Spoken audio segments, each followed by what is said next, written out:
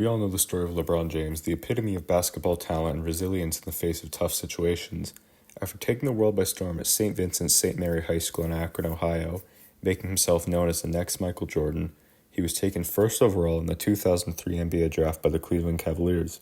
Since then, he's won 4 titles, scored more points than any other player in NBA history, and is still playing and doing it well at the age of 41, against some players that were born the year he was drafted. He's been in the NBA more years than he hasn't, and has made the All-Star team in every single one of them, and has even gone on to play with his son Bronny. But let's backtrack a little to the period between 1999 and 2003, when he was in high school and the world first started to find out what he was made of. The St. Vincent St. Mary Fighting Irish made themselves into a national phenomenon, with tens of thousands of people packing into NBA and college arenas to watch them play, and millions more watching at home. They were the future of basketball. But what happened to the other members of the Fab Five, Drew Joyce III, Willie McGee, Sheon Cotton, and Romeo Travis, and what exactly was their part in bringing the Irish into the national spotlight? The first of 4 teammates from St. Vincent St. Mary we'll look at today is former point guard Drew Joyce III, the son of head coach Drew Joyce II. He was not the most physically imposing player in high school basketball, as he started his freshman 1999 to 2000 season at 4'11" and ended the season at 5'2". However, his talent was undeniable, as he had pinpoint accuracy when shooting from outside the arc and could practically turn himself and the opponent guarding him into the same ends of a magnet when his team needed a boost the most.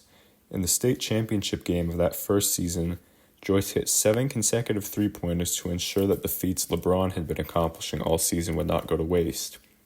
So where is he now?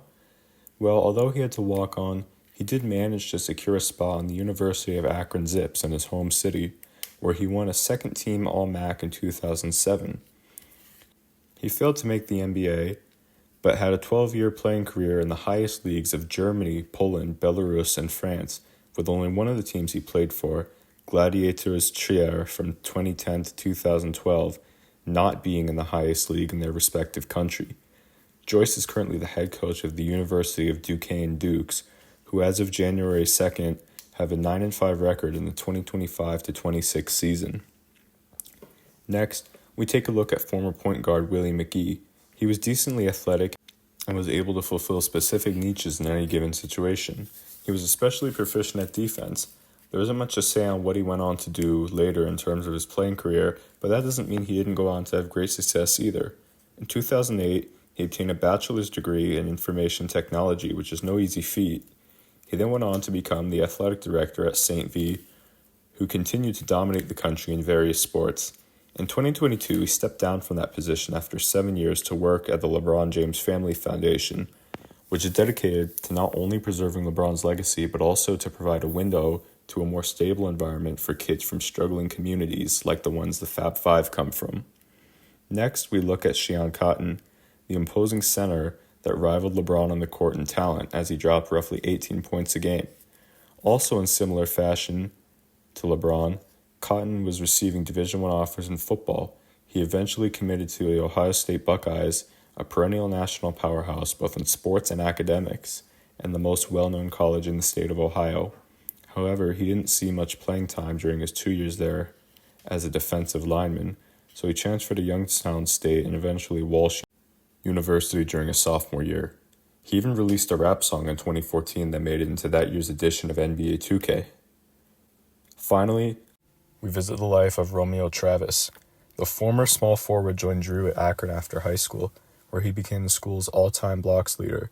His ability to catch balls off the backboard and rim, which he could do approximately 11 times per game in high school, led St. V to 2 state championships.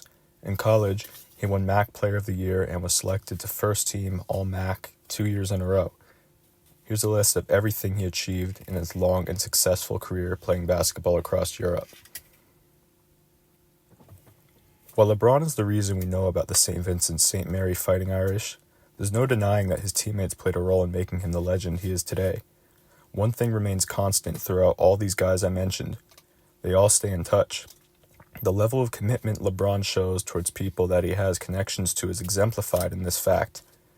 No matter what the other members of the Fab Five went on to do, There's no doubt that they were part of something legendary.